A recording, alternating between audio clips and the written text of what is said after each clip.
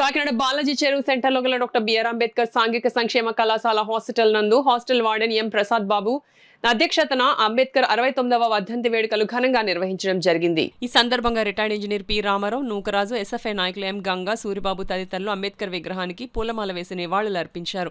ఈ సందర్భంగా రామారావు మాట్లాడుతూ అంబేద్కర్ ఆశయాలను కొనసాగించడం కోసం విద్యార్థులందరూ బాగా చదువుకోవాలని, ఎటువంటి సమస్యలు వచ్చినా పరిష్కారం చేసుకోవడం కోసం ఉండాలని, విద్యార్థులకు ఏ అవసరం వచ్చినా తాము వెన్నంటే ఉంటామని, హాస్టల్ భవనం పునర్నిర్మాణం చేయడం కోసం తమ వంతు కృషి చేస్తామని అన్నారు.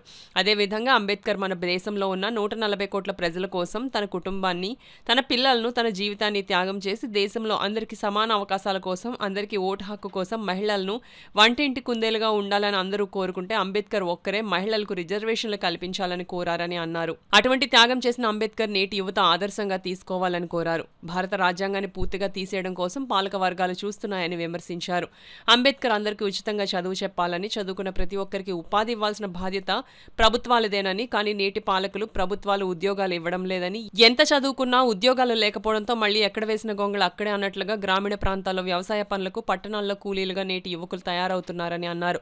కావున అంబేద్కర్ స్ఫూర్తితో అందరికీ విద్య, ఉపాధి కోసం పోరాడాలని పిలుపునిచ్చారు. దేశంలో ఉన్నటువంటి 140 కోట్ల జనాభాకి అందరికీ కూడా ఓటు కల్పించిన వ్యక్తి బాబాసాహెబ్ అంబేద్కర్.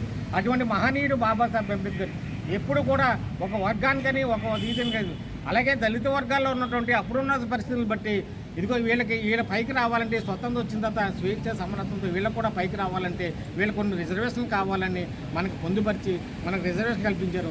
అలాగే మనకి మరి బాబాసాహెబ్ అంబేద్కర్ ఇచ్చిన స్ఫూర్తి ఇంతకుముందు అన్న నూకరాజు అని చెప్పాడు, అలాగే ఎస్ఎఫ్ఐ నాయకులు చెప్పారు. మనకి విద్య ఒకటే, మనం విద్య ద్వారానే మనం ఏదైనా సాధించగలం అన్నది మీరు అందరూ తెలుసుకోవాలి. ప్రతి ఒక్కరు కూడా విద్యని దూరం పెట్టకుండా విద్య మీద ఎక్కువగా మీ ఫోకస్ అంతా కూడా 25-26 సంవత్సరాల వరకు అంతా కూడా మీ ఫోకస్ అంతా కూడా చదువు మీద పెట్టాలి. మీ తల్లిదండ్రులు ఎంతో కష్టపడి ఎక్కడో ఊళ్ళో పని చేసుకుంటూ నానా ఇబ్బందులు పడుతూ వాళ్ళు తిండో తినకో పిల్లోడు కాకినాడలో చదువుతున్నాడు అని చెప్పి మీకు డబ్బులు పంపిస్తే మీరు ఏదైనా దాన్ని వేరే వాళ్ళుగా ఉపయోగించుకుని మరి సెల్ ఫోన్లు చూసుకుంటూ దాంట్లో వీడియోలు చూసుకుంటూ మీరు కాలం గడుపుతున్నారు. అలాగా అటువంటి పరిస్థితులు చేయకండి. మీరందరూ కూడా బాబాసాహెబ్ అంబేద్కర్ 32 డిగ్రీలు చేశాడు ఆయన. కనీసం అందులో 4 డిగ్రీలైనా 3 డిగ్రీలైనా చేసి మీరు ఈ దేశానికి బాబాసాహెబ్ అంబేద్కర్ ఆశయాలను తీసుకెళ్లేలాగా ఉండాలి.